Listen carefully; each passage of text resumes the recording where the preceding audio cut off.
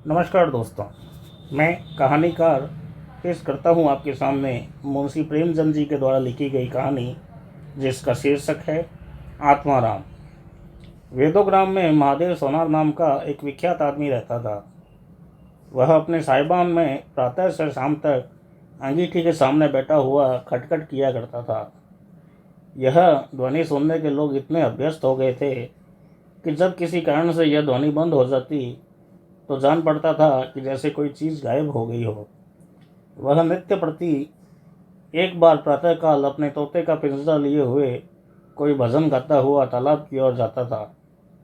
उस धुंधले प्रकाश में उसका जर्जर शरीर, पोपला मुंह और झुकी हुई कमर देखकर कोई भी अपरिचित मनुष्य को उसके पिशाच होने का भ्रम हो जाता था। ज्यों ही लोगों के कानों में यह आवाज़ आती, सत्य गुरुदत्त शिवदाता, लोग समझ जाते कि भोर हो गई है। महादेव का पारिवारिक जीवन सुखमय नहीं था। उसके परिवार में 3 पुत्र थे, 3 बहुएं थीं, दर्जनों नाती और पोते थे, लेकिन उनके बोझ को हल्का करने वाला कोई नहीं था। लड़के कहते कि जब तक दादा जीवित है हम जीवन का आनंद भोग लें, फिर तो यह ढोल गले पड़ेगा ही। बेचारे महादेव को कभी कभी निराहार ही भोजन किए रहना पड़ता। भोजन के समय उनके घर में साम्यवाद का ऐसा गगनभेदी निर्घोष होता कि वह भूखा ही उठ जाता और नारियल का हुक्का पीते हुए सो जाता। उनका व्यावसायिक जीवन और भी अशांतिकारक था। यद्यपि वह अपने काम में काफ़ी निपुण था, उसकी खटाई औरों से कहीं ज़्यादा शुद्धिकारक और उसकी रासायनिक क्रियाएं कहीं ज़्यादा कष्ट साध्य थी। तथापि उसके आए दिन शक्ति और धैर्य शून्य प्राणियों के अपशब्द सुनने पड़ते थे, पर महादेव अविचलित गंभीर से सिर झुकाए सब कुछ सुनता रहता था। ज्यों ही यह कलश शांत होता, वह अपने तोते की ओर देखकर पुकार उठता, सत्य गुरुदत्त शिवदत्त दाता। इस मंत्र को जपते ही उसके चित्त को पूर्ण शांति प्राप्त हो जाती।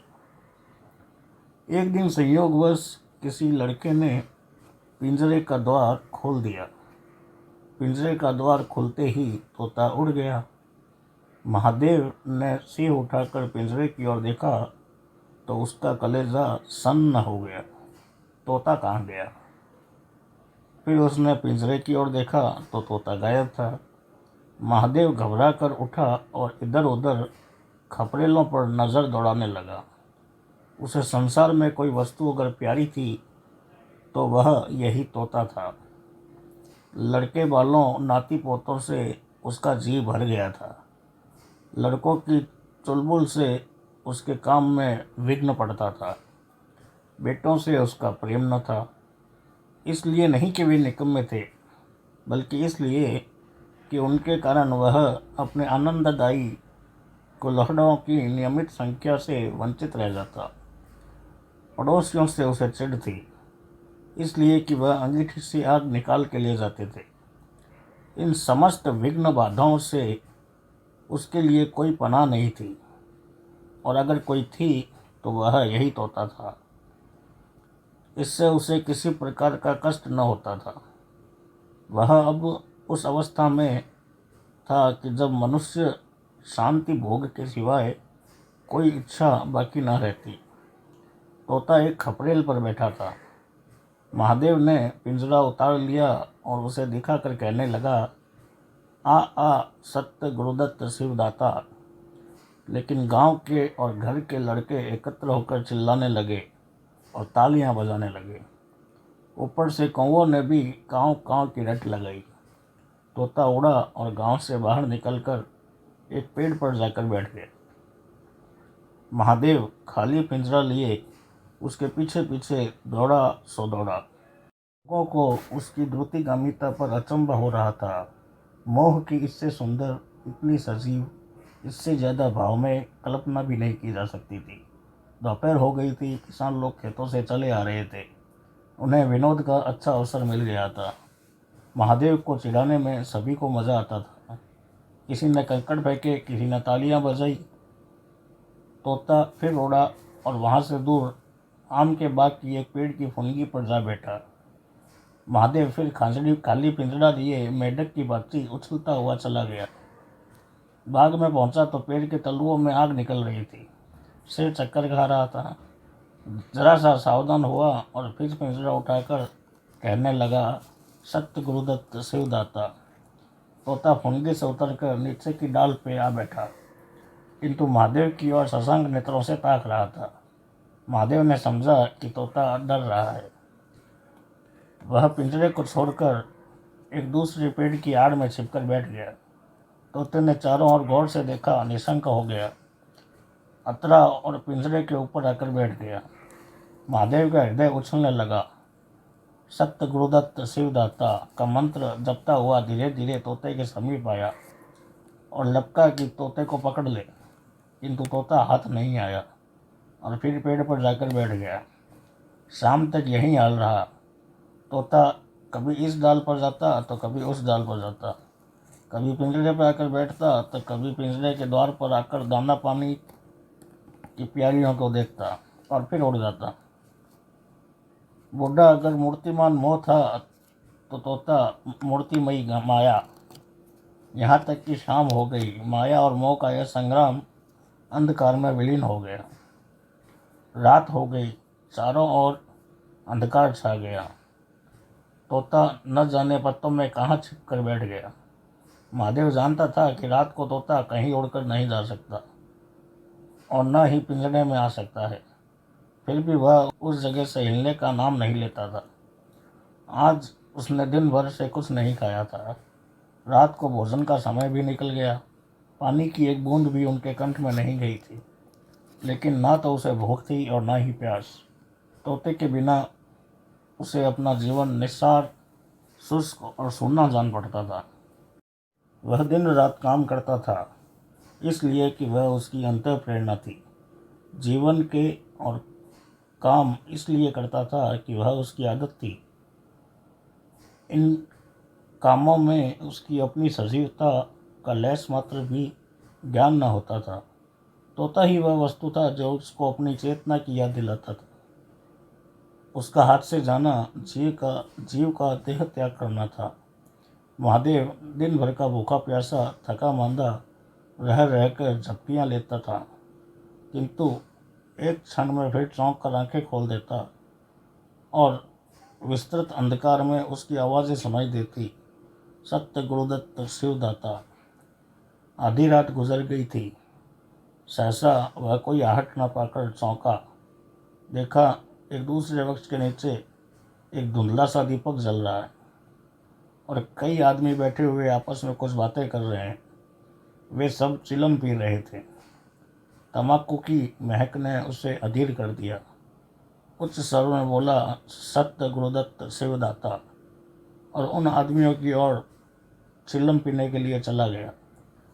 परंतु जिस प्रकार बंदूक की आवाज़ सुनते ही हिरन भाग जाते हैं, उसी प्रकार उसे आते हुए देख के सब उठकर भाग खड़े हुए। कोई इधर गया और कोई उधर गया। महादेव चिल्लाने लगा, ठहरो ठहरो। एकाएक उसे ध्यान आ गया कि यह सब चोर हैं और वह जोर से चिल्ला उठा, चोर चोर, पकड़ो पकड़ो। चोर ने पीछे से आकर फिर न देखा। महादेव दीपक के पास गया तो देखा एक मलसा रखा हुआ है जो मोड़ से काला हो रहा है। महादेव का हृदय उछलने लगा। उसने कलसे में हाथ डाला तो मोहरें थी। उसने एक मोहरें बाहर निकाली और दीपक के उजाले में देखी। हाँ, मोहर ही थी। उसने तुरंत कलसा उठा लिया और दीपक बंद कर दिया और पेड़ के नीचे जाकर छिपकर बैठ गया। साह से अब वो चोर बन गया। उसे फिर शंका हुई, ऐसा न हो कि चोर लौट कर आ जाएं और मुझे अकेला देखकर मेरे से मोहरें छीन ले। उसने कुछ मोहरें कमर में बांधी और फिर एक सूखी लकड़ी से जमीन की मिट्टी हटाकर कई गड्ढे बनाए। उन्होंने मोहरों को मिट्टी में ढक दिया। महादेव के अंतर नेत्रों के सामने अब एक दूसरा जगत था, चिंताओं और कल्पनाओं से परिपूर्ण। यद्यपि अभी कोष के हाथ से निकल जाने का भय था, पर अभिलाषाओं ने भी अपना काम शुरू कर दिया था। एक पक्का मकान बन गया था, सराफे की एक भारी दुकान खुल गई थी, निजी संबंधियों से फिर से नाता जुड़ गया था, विलास की सामग्रियां भी एकत्रित हो गई थी। तब तीर्थ यात्रा करने चले गए थे और वहां से लौटकर बड़े समारोह से यज्ञ और ब्रह्म भोजन भी हुआ। इसके पश्चात एक शिवालय और कुआं बन गया, एक बाग भी लग गया था और वह नित्य प्रति कथा पुराण सुनने लगा। साधु संतों का भी आदर सत्कार होने लगा। अकस्मात ही उसे ध्यान आ गया कि अगर चोर आ जाए तो मैं भागूंगा कहकर उसने परीक्षा करने के लिए कलसा उठाया और 200 पग तक बेहताशा भागा और चला गया। जान पड़ता था कि उसको पैरों में पड़ लग गए हों। चिंता शांत हो गई। इन्हीं कल्पनाओं में उसकी रात व्यतीत हो गई। सुबह का आगमन हुआ, हवा जागी, चिड़िया गाने लगी।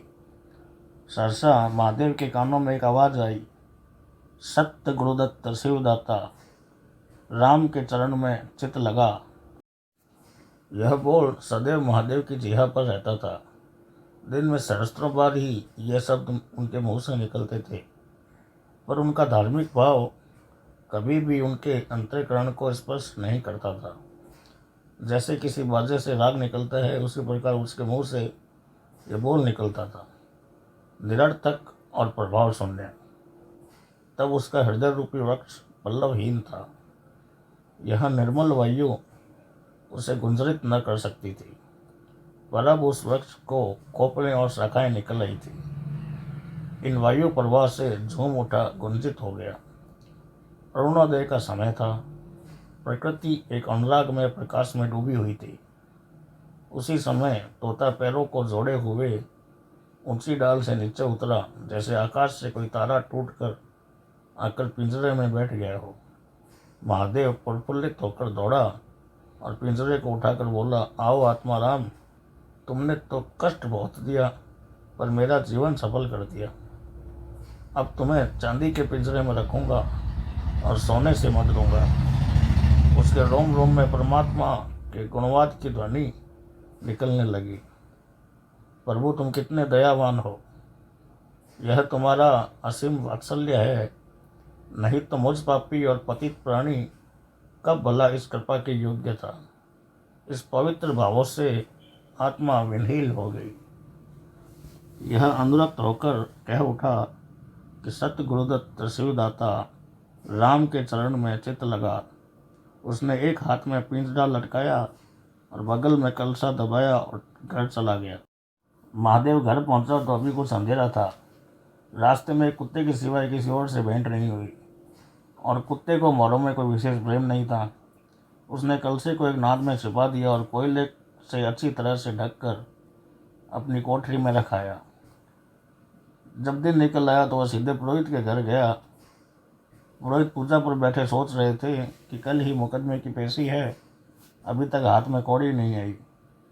यजमानों में से भी कोई सांसें भी नहीं लेता। इतने में महादेव ने पालागना की। पंडित जी ने मुंह फेर लिया। यह अमंगल मूर्ति कहाँ से आ पहुंची, मालूम नहीं दाना भी मैसर होगा या नहीं। रुष्ट होकर पूछा, क्या है जी, क्या कहते हो? जानते नहीं, इस समय पूजा पर रहते हैं। महादेव ने कहा, महाराज, आज मेरे यहाँ सत्यनारायण की कथा है। पुरोहित जी विस्मित हो गए। कानों पर विश्वास न हुआ। महादेव के घर कथा का होना उतना ही असाधारण घटना थी जितनी अपने घर किसी भिखारी के लिए भीख का निकालना।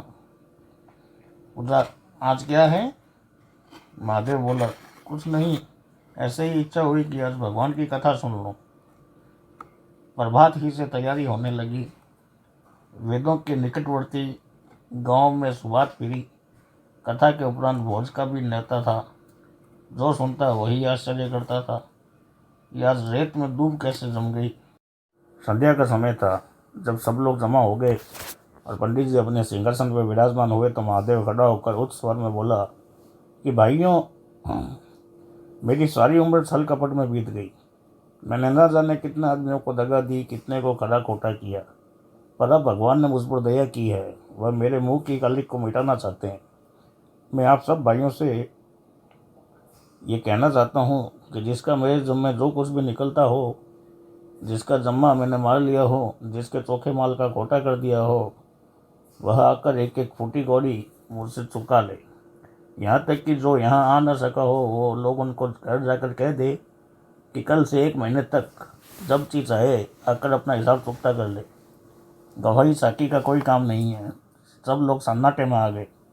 कोई मानविक भाव से सिर हिलाकर बोला, हम न कहते थे। तो किसी ना विश्वास में कहा, क्या खाकर भरेगा, हजारों की टोटल हो जाएगी। एक ठाकुर ने ठिठोली की, और जो लोग सुरधाम चले गए उनका क्या करना। तो महादेव ने कहा कि उनके घर वाले तो होंगे, किंतु उस समय लोगों को वसूली की इतनी इच्छा न थी जितना यह जानने की थी कि उसको इतना धन मिला कहाँ से। किसी को महादेव के पास आने का तो साहस न हुआ। देहात के आदमी थे, गड़े मुर्दे उखाड़ना क्या जाने। फिर प्राय लोगों को यह याद भी नहीं था कि मुझे महादेव से पाना कितना है, और ऐसे पवित्र अवसर पर भूल चूक हो जाने का भी भय था। तो उन सब का मुंह बंद कर रखा था। सबसे बड़ी बात यह थी कि महादेव की साधुता ने उनको वशीभूत कर लिया था। अचानक पुरोहित जी बोले, तुम्हें याद है मैंने एक कंठा बनाने के लिए तुमको सोना दिया था, तुमने कई मासे तौल में उड़ा दिए थे। महादेव, हाँ याद है। आपका कितना नुकसान हुआ होगा। पुरोहित जी, 50 रुपये से कम नहीं हुआ होगा। महादेव ने कमर से 2 मोहरें निकाली और पुरोहित जी के सामने रख दी। पुरोहित जी की लोलुपता पर टिकाएं होने लगी। यह बेईमानी है। बहुत हो तो 2-4 रुपये का नुकसान हुआ होगा। बेचारे से 50 रुपये हट लिए। नारायण का भी डर नहीं। बनने को पंडित पर नीयत ऐसी खराब। राम राम। लोगों ने महादेव पर एक श्रद्धा सी हो गई। 1 घंटा बीत गया, पर उन सहस्त्र मनुष्य में से एक भी खड़ा नहीं हुआ। तब महादेव ने फिर वहाँ, मालूम होता है आप लोगों ने अपना हिसाब किताब भूल गए हैं, इसलिए आज कथा हो जाने दीजिए। मैं 1 महीने तक आपकी राह देखूंगा। इसके पीछे तीर्थ यात्रा करने चला जाऊंगा। आप सब भाइयों से मेरी विनती है कि आप मेरा उद्धार करें। 1 महीने तक महादेव लेनदारों की राह देखता रहा। रात को चोरों के भय से नींद भी नहीं आती थी। अब वह कोई काम नहीं करता था। शराब का चस्का भी छूटा। साधु अभ्यागत जो द्वार पर आ जाते उनका यथा योग्य स्वागत सत्कार करता था। दूर दूर तक उसका यश फैल गया था। यहाँ तक कि 1 महीना पूरा हो गया और एक भी आदमी हिसाब लेने नहीं आया। अब महादेव को ज्ञान हुआ कि संसार में कितना धर्म है, कितना सदव्यवहार है। अब तक उससे मालूम हुआ कि संसार बुरों के लिए बुरा है और अच्छों के लिए अच्छा। इस घटना को 50 वर्ष बीत चुके हैं। आप वेदों जाइए तो दूर से ही एक सुनहला कलश दिखाई देगा। वह ठाकुर द्वारे का कलश है। उससे मिला हुआ एक पक्का तालाब है जिसमें खूब कमल खिले रहते हैं। उसकी मछलियों को कोई नहीं पकड़ता। तालाब के किनारे एक विशाल समाधि है। यही समाधि आत्माराम का स्मृति चिन्ह है। उनके संबंध में विभिन्न किंवदंतियां प्रचलित है। कोई कहता है कि यह रतन जड़ित पिंजड़ा स्वर्ग को चला गया। कोई कहता है वह सत्य गुरुदत्त कहता हुआ अंतर ध्यान हो गया। पर यथार्थ यह है कि उस पक्षी रूपी चंद्र को किसी बिल्ली रूपी राहु ने ग्रास कर लिया। लोग कहते हैं कि आधी रात को अभी तक तालाब के किनारे आवाज आती है, सत्य गुरुदत्त शिवदाता राम के चरण में चित लगा। महादेव के विषय में कितनी ही जनश्रुतियाँ हैं। उनमें सबसे मान्य यह है कि आत्मा राम के समाधिस्थ होने के बाद वह कई सन्यासियों के साथ हिमालय चला गया और वहाँ से लौट कर न आया। उनका नाम आत्माराम प्रसिद्ध हो गया।